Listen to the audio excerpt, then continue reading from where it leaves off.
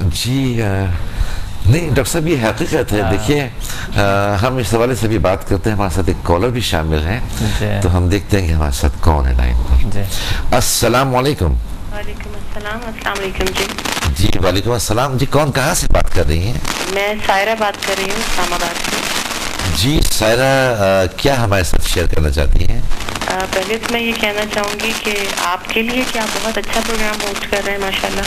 जी बहुत शुक्रिया। और जब चैनल ऑन करते हैं तो पूरा प्रोग्राम देखकर ही उठते हैं। जी बहुत शुक्रिया आपकी पसंदीदगी का। और दूसरी बात ये है कि पहला सवाल तो मैं डॉक्टर से कुछ पूछना चाहूँगी पहले सवाल करने से पहले। जी जी। कि हमने सुना था कि डॉक्टर इस्लामाबाद आ रहे हैं। जी जी। तो मैं पहले ये पूछना चाहूँगी कि इस्लामाबाद कब आ रहे हैं, और कोई अगर एड्रेस हो उनका जहाँ पे डॉक्टर साहब का लेक्चर होगा, ताकि हम या मेरी फैमिली उसको ज्वाइन करना चाहते हैं। सही। और सवाल मैं करना चाहूँगी एक डॉक्टर साहब से। जी जी। एक प्रॉब्लम है मेरा, मैं पूछना चाह रही थी कि हाफजा मेरा बहुत कमज़ोर था, और अच्छा। मेरे बच्चे का हाफजा भी बहुत कमज़ोर है, तो जिसकी वजह से टेंशन होता है, डिप्रेशन हो जाता है। अच्छा। तो मैं डॉक्टर से पूछना चाहती हूँ कि ये मोरूसी है या इसका कोई इलाज मौजूद है SMF के हवाले से या समदा के हवाले से? अच्छा सर, आपकी एज क्या है? 35। 35 है आपकी एज। और आपकी जो बेटा जिसका आपने कहा कि उसका भी हाफजा कम है, उनकी क्या एज है? वो 12 साल का है। वो 12 साल के हैं। चलें ठीक है। सर आपने जो हमसे एक कब से प्रॉब्लम, और ये प्रॉब्लम कब से है? ये हाफजा तो मेरा ख्याल है बच्चा जब स्कूल गोइंग होते हैं बच्चे, उस वक्त से मुझे महसूस हुआ। अच्छा। इसका हाफजा कुछ कमजोर है मेरे बच्चे का। अच्छा। और आपके साथ ये प्रॉब्लम कब से है? मेरे साथ मेरे ख्याल काफी अरसा हो गया। पहले कुछ कम था, कुछ साल पहले, कोई 8-10 साल पहले कुछ कम था। अच्छा। अब मुझे लगता है जैसे जैसे डे बाय डे वो कुछ हाफजा और मजीद कमजोर होता जा रहा है। छोटी सी बात भूल जाती है, जरा सा कोई चीज रख के मोड़े हैं वापस और भूल गए कि अब क्या काम करने आए। टेंशन हवाले से अगर डॉक्टर साहब के पास कोई इसका इलाज हो। अच्छा, किसी किस्म का कोई ऐसा कि आप किसी भी वजह से किसी टेंशन में या कोई डिप्रेशन में आप मुब्तला हैं? एक्चुअली जब भी हाफजा कमजोर होता है तो बहुत सी चीजें रख के भूल जाते हैं। सबसे बड़ा प्रॉब्लम तो वही होता है। अच्छा। बहुत सारी बात भूल जाते हैं, लोगों के नाम भूल गए। एकदम कोई सामने आया और भूल गए कि अच्छा मिले तो थे लेकिन नाम क्या था। अच्छा। उससे बहुत कोफ्त होती है, कभी कभी उससे बहुत डिप्रेशन भी हो जाती है। जी जी सारा, आप जरा 1 मिनट हमारे साथ लाइन पे रहिएगा। जी प्लीज। जी डॉक्टर साहब, आप कुछ पूछना चाह रहे थे? फ्रस्ट्रेशन की वजह से होते हैं, तेजी की वजह से फिक्र मुंतशिर होते हैं, शायद कोई परेशानी है अंदरूनी, कोई बेचैनी है, कोई चीज़, कोई बीमारी है, कोई। अच्छा, इसमें किसी भी किस्म की मतलब किसी भी हवाले से आप किसी टेंशन में मुब्तला हैं, कोई प्रॉब्लम्स हैं, या कोई आपकी सेहत के हवाले से या फाइनेंस के हवाले से या किसी भी हवाले से कोई ऐसा मसला तो आपके साथ दरपेश नहीं है? नहीं, या फिजिकली कोई ऐसा प्रॉब्लम हो? इतना कोई सीवियर मसला तो नहीं है, लेकिन वही आम हालात जो घर के रूटीन्स होते हैं। जी जी। घर में 10 तरह की, एक हाउस वाइफ को जो परेशानियां, आजकल जो दौर गुजर रहा है महंगाई का और परेशानियों का, जी, तो घर के अंदर इतनी परेशानियां होती ही हैं घर के काम के हवाले से हाउस वाइफ के लिए, और बाहर से और मजीद परेशानी। अब ये नहीं पता कि बच्चा अगर जा रहा है स्कूल तो खैरियत से वापस आ रहा है, इसकी भी मुझे बहुत टेंशन होती है। यहाँ चले गए दफ्तर या काम पे तो फिर पता चले कि पता नहीं शाम को क्या हालात होंगे। सही। इसकी वजह से मुझे लगता है कि मैं ज्यादा शायद उस चीज को महसूस करती हूँ, तो मुझे उस वक्त ज्यादा और परेशानी हो जाती है। सही। और जब मैं परेशान या टेंशन में आती हूँ तो और उस वक्त और मुझे लगता है कि हाफजा मेरा कमजोर हो गया। सही। ठीक है सारा, आपने जो अभी हमारे साथ प्रॉब्लम शेयर किया है और जो इस्लामाबाद के हवाले से आपने बात की है, हम अभी उसका जवाब देते हैं। प्रोग्राम में शामिल होने का बहुत शुक्रिया। आप अपने टेलीविज़न सेट के करीब रहिए। जी डॉक्टर साहब, मैं अभी इनके जवाब की तरफ हम आते हैं सायरा, कि मैं ये जानता हूँ जैसा कि हमारी अक्सर बातचीत होती है, गुफ्तगू होती है, आपने कभी भी इस चीज़ का इजहार मुझसे नहीं किया कि आपको कोई गवर्नमेंट शॉप का एजाज़ मिले, लेकिन बहरहाल क्योंकि आपका हमेशा यही कहना रहा है कि जी मैं सिर्फ एक इंसानियत की खिदमत करना चाहता हूँ, मेरी ख्वाहिश ये है कि मेरे मरने के बाद मैं लोगों के दिलों में ज़िंदा रहूँ, मेरी जो खिदमात है इंसानियत के हवाले से, उस हवाले से मैं ज़िंदा रहूँ। लेकिन बहरहाल मैं ये फील कर रहा होता हूँ कि इतना बड़ा काम कर रहे हैं। मैं हमेशा यही कहता हूँ कि 16 करोड़ की आबादी में सिर्फ एक डॉक्टर समा मुसाफिर है, दूसरा नहीं है।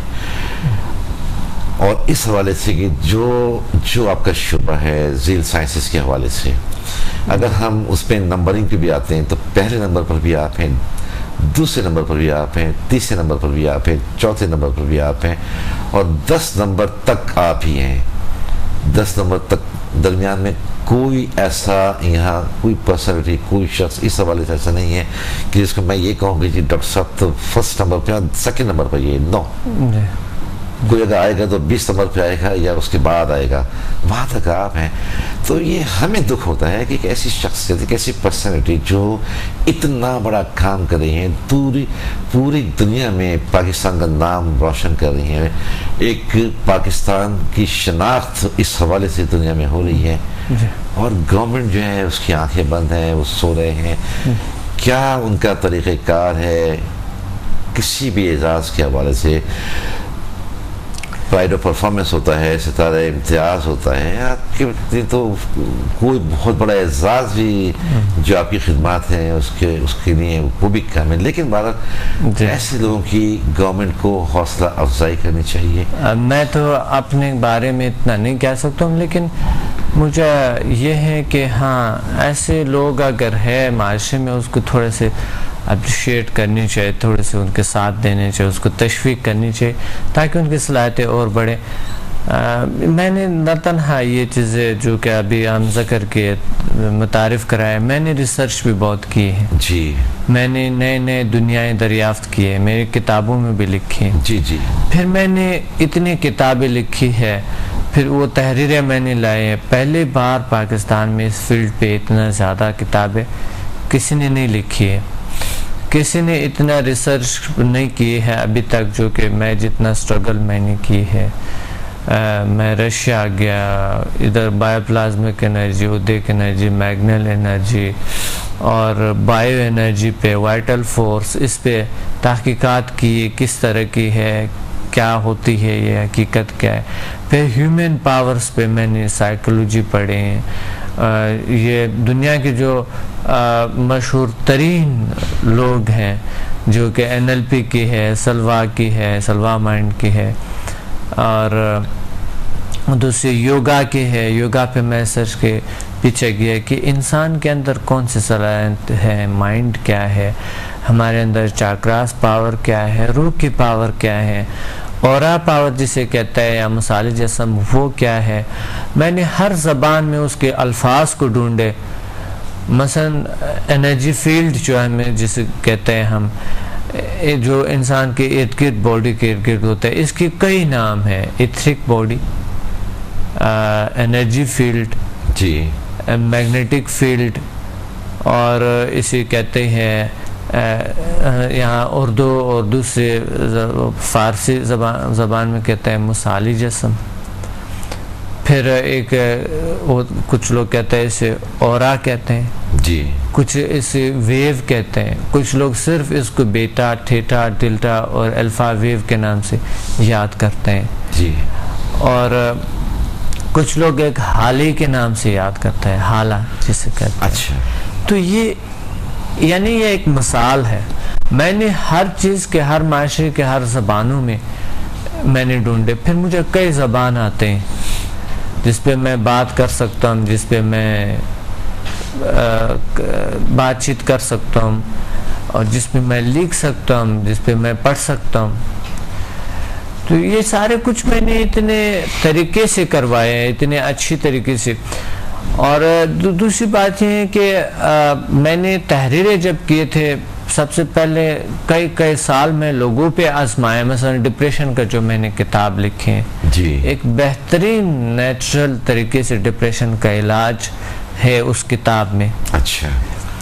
तो वो मैं समझ रहा था कि ये मैंने कभी ये इसलिए नहीं किए हैं। मैं जो शुरू में समझता था कि अगर मेरी लाइफ हिस्ट्री कोई पढ़े, मेरे पे डॉक्टर ने किताब लिखी है, 3 डॉक्टर है, उसने मुझ पे किताब लिखी है।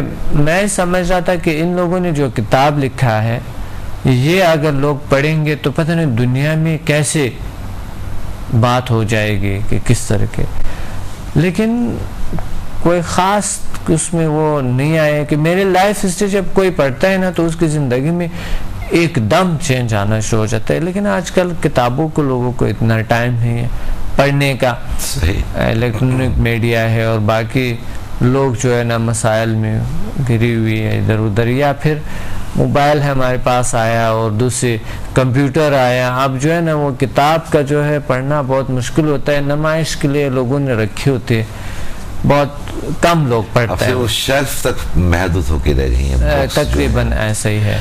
जी डॉक्टर साहब, मैं असल में जो बात कर रहा था, जैसा कि अभी आपने बताया कि ये सारे काम किए आपने इब्तिदा से लेकर, मुझे तो आप यकीन कीजिए मैं आपकी शख्सियत से खुद इतना ज़्यादा मुतासिर हूँ, मुझे ऐसा लगता है कि शायद आप ज़िंदगी में कभी सोए नहीं हैं, और अगर आप सोए हैं तो आपने बहुत कम नींद की, क्योंकि इतना बड़ा काम इस एज के अंदर इतनी सारी चीज़ों पर उबूर हासिल करना, ये हर एक के बस की बात भी नहीं है। उसमें आदमी को रेस्ट भी करना होता है, नींद भी लेनी होती है, लेकिन आपने इतना काम किया और फिर आपका मकसद कोई एजाज़ नहीं था, आपका मकसद उसमें पैसा कमाना नहीं था, सिर्फ और सिर्फ मकसद आपका इंसानियत की खिदमत था।